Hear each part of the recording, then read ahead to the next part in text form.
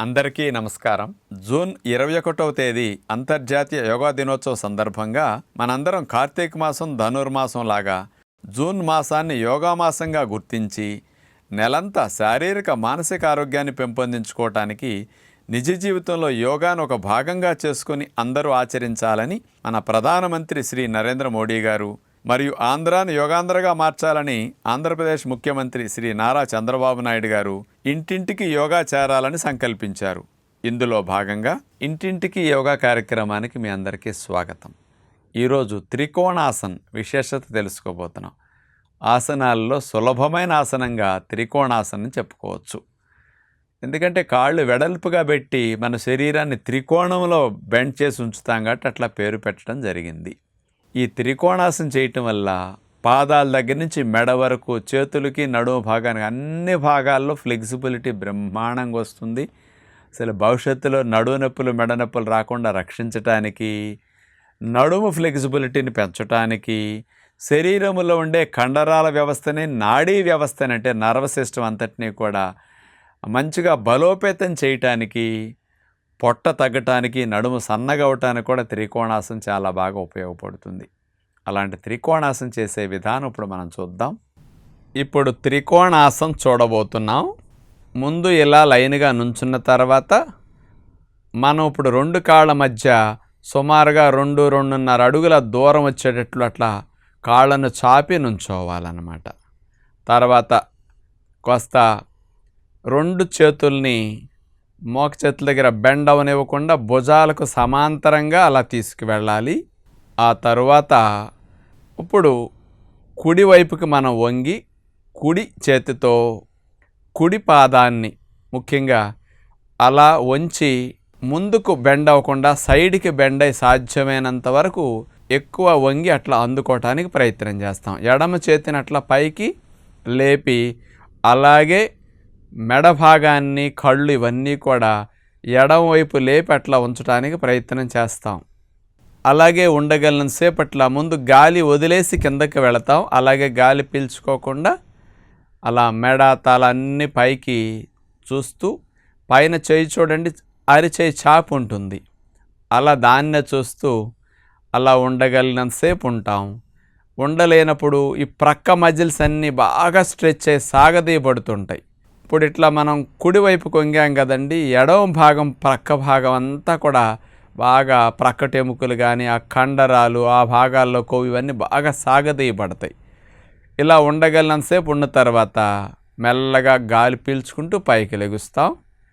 ఇప్పుడు అట్లా ఒక 1/2 నిమిషం విశ్రాంతి తీసుకుని ఈసారి మరలా ఎడమ వైపుకి మనం బెండ్ అవుతూ ఎడమ అరిచేత్తో ఎడమ పాదాన్ని అట్లా పట్టుకుని కుడి చేతిని ఆకాశం వైపు చూసేటట్లు అట్లా స్ట్రైట్గా చాపేస్తాం. ఇప్పుడు మనం అట్లా పెట్టిన తర్వాత మెడని, కళ్ళని, ఈ భాగాన్ని అంతటిని కూడా పైకి లేపిన కుడి చేయి వైపు మనం ఆకాశానికి వీటన్నిటిని పెట్టి అట్లా తిప్పి చూస్తాం అన్నమాట. ఇప్పుడు ఈ భంగిమలో ఈ రకంగా చేయటం వల్ల కుడివైపు ప్రక్క భాగాలు ముఖ్యంగా రిబ్స్ కానీ, ఇంటర్కోస్టల్ మజిల్స్ కానీ, ప్రక్క భాగాలు పొట్టకి సైడ్ అమ్మట ఉండే మజిల్స్ కానీ, కొవ్వు భాగం కూడా అంతా సాగదీయబడుతుంది అన్నమాట. ఇట్లా 2 వైపులకి చేయటం వల్ల 2 ప్రక్కలా బాగా సాగదీయబడతాయి. ఉండగలనంతసేపు అట్లా ఉంటాం. ఉండలేనప్పుడు మెల్లగా గాలిని పీల్చుకుంటూ పైకి లేపి చేతులు అట్లా సమాంతరంగా చాపి 2 కాళ్ళను దగ్గరకు చేర్చేసి ఇక సాధారణ స్థితికి వచ్చేస్తాం అన్నమాట. ఇలా ముందుకు వంచే త్రికోణాసనంలో చాలామందికి ఈ అరిచేతులు పాదాల వరకు వెళ్ళవు. ఎంచేతంటే నడుము బిగిసిపోయి ఉంటుంది కాబట్టి. అలాంటి వారికి కింద వరకు చేతులు వెళ్ళనందువల్ల ఏదన్నా కింద కాస్త ఎత్తు పెట్టుకుని దానికి చేతులు ఆనిచ్చైనా అలా ఉండొచ్చు అని మనం ఇక్కడ ఇంకో భంగిమని చూపిస్తున్నాం. ఇప్పుడు చూడండి, అక్కడ ఒక ఇటుక రాళ్ళు ఎత్తు పెట్టాము. అలా అరిచేతులను చాపేసి కుడివైపుకి అట్లా వంగినప్పుడు చూడండి, కింద వరకు అరిచేయి పాదం వరకు వెళ్ళటం లేదు కాబట్టి ఆ చేతుల్ని కనీసం ఆ ఇటుకల మీద అన్న చేపెట్టి అట్లా ఆనిచ్చి సపోర్ట్ చేసి మనం అట్లా ఎడమ చేతిని పైకి లేపి ఉండొచ్చు. ఇదే విధంగా ఈసారి ఎడమ వైపుకి చేయొచ్చు అనమాట. మరలా అంటే కొంత స్ట్రెయిన్ తగ్గుతుంది. క్రమేపీ నిదానంగా నడుములో ఫ్లెక్సిబిలిటీ వచ్చే కొద్దీ ఈ అరిచేతిని పాదం వరకు వెళ్ళటానికి మనం తీసుకెళ్తాం. ఇది అందరూ చేసే త్రికోణాసన అయితే ఈ పద్ధతిలో ఉంటుందన్నమాట. మామూలుగా మనం 2 పద్ధతులు ఉంటాయి.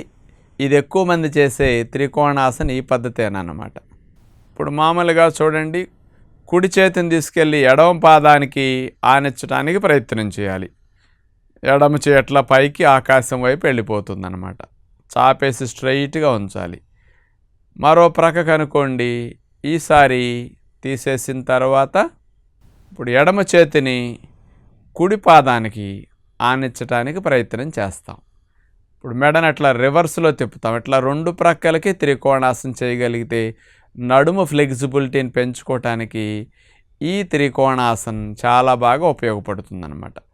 ఇలాంటి ఆసనాలు చేసేవారికి భవిష్యత్తులో ఎప్పుడు నడుము నొప్పులు అసలు రావన్నమాట.